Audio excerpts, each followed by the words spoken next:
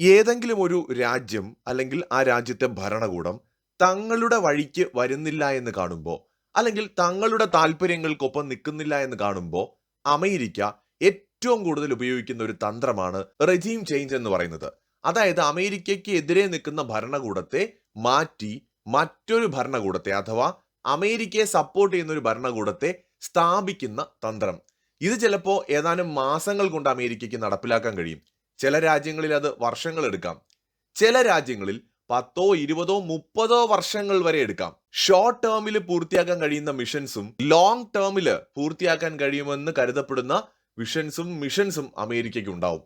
ഉദാഹരണത്തിന് 2050 ഏതെങ്കിലും ഒരു രാജ്യത്ത് തങ്ങൾക്ക് അനുകൂലമായിട്ടുള്ള ഒരു ഭരണകൂടത്തെ കൊണ്ടുവരണമെന്ന് പറഞ്ഞ് അമേരിക്ക ഇപ്പോഴേ പണി തുടങ്ങി കാണും. ചില രാജ്യങ്ങളിൽ അമേരിക്കയ്ക്ക് ഈ പണി എളുപ്പത്തിൽ നടക്കും. ചില രാജ്യങ്ങളിൽ പതിറ്റാണ്ടുകൾ പോലും വേണ്ടി വന്നേക്കാം. ഇന്ത്യയെ അസ്ഥിരപ്പെടുത്താനുള്ള ബാഹ്യശക്തികളുടെ ഇടപെടലിനെ കുറിച്ച് നമ്മൾ ധാരാളം വീഡിയോകൾ ചെയ്തിട്ടുണ്ട്. ഈ അടുത്തിടെ പോലും ഇലക്ഷന്റെ പേര് പറഞ്ഞിട്ട് നമ്മുടെ ഇന്ത്യയിൽ ചില പ്രശ്നങ്ങൾ ഉയർന്നു വരാൻ സാധ്യതയുണ്ടെന്ന് പ്രെഡിക്റ്റ് ചെയ്തുകൊണ്ട് നമ്മളൊരു വീഡിയോ ചെയ്തിട്ടുണ്ടായിരുന്നു. ഞാൻ ഇപ്പോൾ നടക്കുന്ന സംഭവങ്ങളെക്കുറിച്ച് യാതൊരു വീഡിയോയും ചെയ്യാത്തത് അതുകൊണ്ടാണ്. കാരണം ഇതിൽ വലിയ അത്ഭുതമൊന്നും തോന്നുന്നില്ല. ഇതൊക്കെ സംഭവിക്കുമെന്ന് പ്രതീക്ഷിച്ചത് തന്നെയാണ്. ഇതിനെയും അതിജീവിക്കാൻ നമ്മുടെ രാജ്യത്തിന് കഴിയുമെന്നാണ് വിചാരിക്കുന്നത്. നമ്മുടേതൊരു വലിയ രാജ്യമാണ് കേട്ടോ. ഇന്ത്യയിൽ 140-150 കോടി ജനങ്ങളുണ്ട്.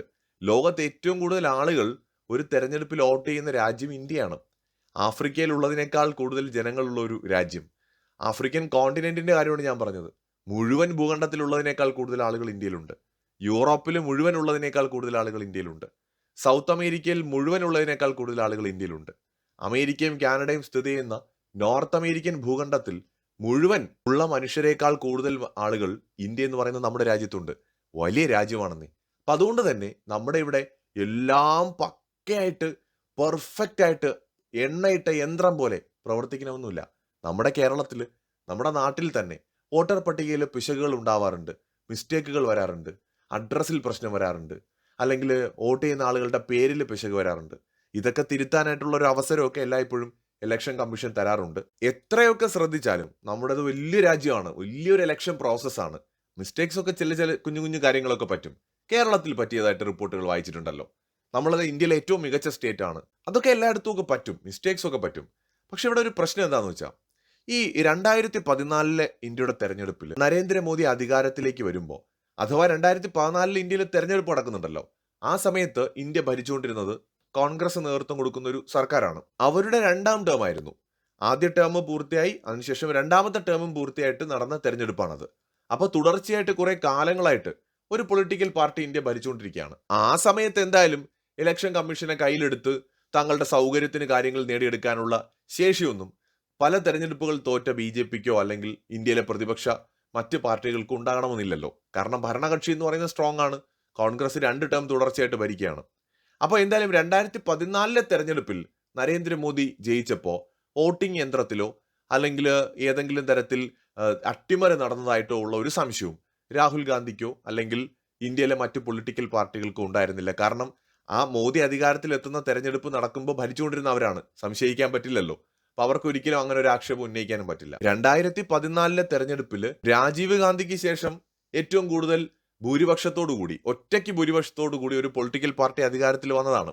അപ്പോ അതിൽ നിന്ന് ഒരു കാര്യം ഉറപ്പാണ്, നരേന്ദ്രമോദിക്കും അദ്ദേഹത്തിന്റെ പൊളിറ്റിക്കൽ പാർട്ടിക്കും ഇന്ത്യയിൽ ശക്തമായ സ്വാധീനമുണ്ട്, വളരാനുള്ള അവസരവുമുണ്ട്. 2019 അവരുടെ വിജയത്തെ അതുകൊണ്ട് തന്നെ അത്ഭുതത്തോടെ ഒന്നും നോക്കേണ്ട കാര്യമില്ല. 2024 സത്യത്തിൽ അവർക്കൊരല്പം തിരിച്ചടിയാണ് ഉണ്ടായത്.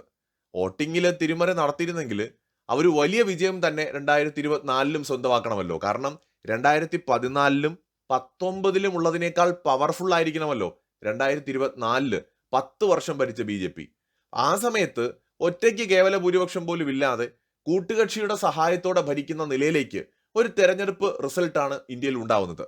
ഇപ്പൊ BJPക്ക് അങ്ങ് ഇലക്ഷൻ കമ്മീഷനെ വരെ കയ്യിലെടുത്ത് അട്ടിമറിക്കാനൊക്കെ പറ്റുമായിരുന്നെങ്കിൽ മിനിമം അവർക്ക് ഒറ്റയ്ക്ക് ഭൂരിപക്ഷം എന്ന് പറയുന്ന കാര്യമെങ്കിലും സെക്വയർ ചെയ്യാൻ അവർ ശ്രമിക്കണമല്ലോ. അപ്പോ ഇതൊക്കെ കുറെയൊക്കെ ആക്ഷേപങ്ങൾ മാത്രമാണ്. ഈ ഒരു ടോപ്പിക്കിലേക്ക് ഞാൻ കൂടുതൽ പോകുന്നില്ല. കാരണം വിരൽ തുമ്പിൽ വിവരങ്ങളുള്ള ഒരു കാലഘട്ടത്തിൽ ബുദ്ധിയും ബോധമുള്ള മനുഷ്യന്മാര് സത്യം മനസ്സിലാക്കുക, ഇല്ലാത്തവര് ആരെങ്കിലുമൊക്കെ പറയുന്നതാണ് ശരിയെന്ന് കരുതുക, അത്രേ ഉള്ളൂ. പക്ഷെ പ്രേക്ഷകരുടെ മുമ്പിൽ നമുക്ക് വയ്ക്കാൻ പറ്റുന്ന കുറച്ച് കാര്യങ്ങളുണ്ട്. 1953 ഇറാനിൽ നടന്ന അട്ടിമറി, CIA, ബ്രിട്ടീഷ് MI6 എന്ന് പറയുന്ന ഇന്റലിജൻസ് ഏജൻസികൾ നടത്തിയ അതിശക്തമായ ഇടപെടൽ ഭരണകൂടത്തെ അട്ടിമറിക്കുന്നതിനായിട്ട്. 1973 ചിലിയിൽ ഇത് നടന്നിട്ടുണ്ട്. അതുപോലെ തന്നെ യുക്രൈനിൽ 2004 2014 ഇത് നടന്നിട്ടുണ്ട്. വെനസ്വേലയിൽ 2019 ഇത് നടന്നിട്ടുണ്ട്. 2020 ബെലാറസിൽ ഇത് നടന്നിട്ടുണ്ട്. അതായത് ഭരണകൂടങ്ങളെ അട്ടിമറിക്കാനുള്ള ശ്രമങ്ങൾ നിരന്തരമായിട്ട് US-ന്റെ നേതൃത്വത്തിൽ ലോകത്ത് പലയിടത്തും ഉണ്ടായിട്ടുണ്ട്. ചിലത് സക്സസ് ആയി, ചിലത് പരാജയപ്പെട്ടു. ഞാൻ പറയുന്നില്ല കേട്ടോ ഇന്ത്യയിൽ ഇപ്പോൾ നടക്കുന്നതിന്റെ പുറകിൽ അമേരിക്ക ഉണ്ടെന്നൊന്നും. അങ്ങനെയൊന്നും ഉള്ള ഒരു തെളിവും സാധാരണക്കാരനായിട്ടുള്ള എൻ്റെ കയ്യിലില്ല. അമേരിക്കയോ വിദേശ ശക്തികളോ ആണ് ഇന്ത്യയിൽ നടക്കുന്ന തെരഞ്ഞെടുപ്പ് ആരോപണങ്ങൾക്ക് പുറകിലെന്ന് ഒരിക്കലും എനിക്ക് അഭിപ്രായമില്ല. പക്ഷെ അമേരിക്ക എങ്ങനെയൊക്കെ ചെയ്തിട്ടുണ്ട് ലോകത്ത് പല രാജ്യങ്ങളിലും എന്ന് മാത്രമാണ് ഞാൻ പറയുന്നത്. അത് സംബന്ധിക്കുന്ന വലിയ അലിഗേഷൻസ് US-ന് മേലെ ഇപ്പോഴും നിലനിൽക്കുന്നുണ്ട്. മാത്രമല്ല ഇന്ത്യയിൽ ഇന്ദിരാഗാന്ധിയുടെ ഭരണകാലഘട്ടത്തിലടക്കം ഇന്ദിരാഗാന്ധിയെ താഴെ ഇറക്കാൻ US പല രീതിയിൽ പല കളികൾ കളിച്ചിട്ടുണ്ട് എന്ന ആക്ഷേപം നിലനിൽക്കുന്നുണ്ട്. എവിഡൻസ് ഒന്നും നമ്മുടെ കയ്യിലില്ല. സാധാരണക്കാരുടെ കയ്യിൽ എവിടെ നിന്നാണ് എവിഡൻസ്? പക്ഷെ ഇങ്ങനെയൊക്കെയുള്ള ആക്ഷേപം നിലനിൽക്കുന്നുണ്ട്. ഡീപ് സ്റ്റേറ്റ് എന്ന ഓമന പേരിട്ട് നമ്മൾ വിളിക്കുന്ന നിഗൂഢമായ ഒരു സംഘടന, ആ നിഗൂഢമായ സംഘടന എന്ന് പറയുന്നത് അമേരിക്കയിലെ അതിസമ്പന്നരായ മനുഷ്യർ ഉൾപ്പെടുന്ന ഒരു സംഘടനയാണ്. എന്ന് വെച്ചാൽ ലോകത്തെ ഏറ്റവും അധികം സമ്പത്ത് കൈകാര്യം ചെയ്യുന്ന, ബിസിനസ് സംരംഭങ്ങൾ കൈകാര്യം ചെയ്യുന്ന, പവർഫുൾ ആയിട്ടുള്ള, എന്ത് തീരുമാനം എടുക്കാൻ കഴിയുന്ന, അമേരിക്ക ആര് ഭരിക്കണം, അമേരിക്കയിൽ ആര് ജയിക്കണം, ഏതെങ്കിലും രണ്ട് രാജ്യങ്ങൾ തമ്മിൽ യുദ്ധം ഉണ്ടാകണമെന്ന് ആഗ്രഹിച്ചാൽ അതുപോലും ചെയ്യിക്കാൻ കഴിയുന്നത്ര ശേഷിയുള്ള നമുക്ക് അജ്ഞാതമായ ആ ഡീപ് സ്റ്റേറ്റ്, അത് അമേരിക്കയും ഡീപ് സ്റ്റേറ്റും ഒക്കെ ഒന്ന് തന്നെയാണെന്നേ. അതിൽ വലിയ വ്യത്യാസമൊന്നും കാണണ്ട. ഡീപ് സ്റ്റേറ്റ് കൺട്രോൾ ചെയ്യുന്ന ഒരു വലിയ രാജ്യമാണ് അമേരിക്ക. ഡീപ് സ്റ്റേറ്റ് തന്നെ ഭരിക്കാൻ അനുവദിക്കുന്നില്ല എന്ന് പറഞ്ഞത് ട്രംപാണ്. ആ ട്രംപിന് ഇപ്പോൾ ഡീപ് സ്റ്റേറ്റിനെ കുറിച്ച് യാതൊന്നും പറയാനില്ല. വേണമെങ്കിൽ ട്രംപിനെ പോലും അവർ വിലക്കെടുത്തോ എന്ന് നമുക്ക് സംശയിക്കേണ്ടി വരും. ട്രംപ് പോലും അവരുടെ മറ്റൊരു മിഷന്റെ ഭാഗമാണോ എന്ന് നമുക്ക് തോന്നിപ്പോവാം. കാരണം നമ്മുടെ മുമ്പിൽ ഡീപ് സ്റ്റേറ്റിനെതിരെ നിൽക്കുന്ന അല്ലെങ്കിൽ ഡിഫറൻ്റ് ആയിട്ടുള്ള ഒരാളായിട്ട് ട്രംപ് പ്രത്യക്ഷപ്പെടുന്നു. എന്നാൽ അതും ഡീപ് സ്റ്റേറ്റിന്റെ ഒരു പ്ലാൻ ആയിക്കൂടെ? Plan B, C, D. പ്ലാനിങ്ങിന് എന്താണ് പ്രശ്നം?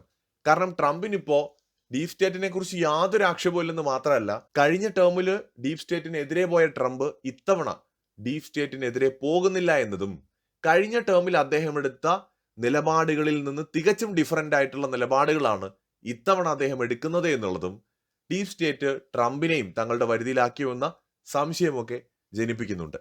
എന്തായാലും ഒരു കാര്യം നമുക്ക് ഉറച്ചു വിശ്വസിക്കാം. 145 കോടിയിലധികം ജനതയുള്ള നമ്മുടെ രാജ്യത്തെ തങ്ങളുടെ കൈപ്പിടിയിൽ ഒതുക്കാൻ അല്ലെങ്കിൽ അവരുടെ സൗകര്യത്തിന് ഉപയോഗിക്കാൻ കഴിയുന്ന ഒന്നാക്കി മാറ്റാൻ ലോകത്തെ പല ശക്തികളും, US ഉൾപ്പെടെ പല ശക്തികളും ആഗ്രഹിക്കാം.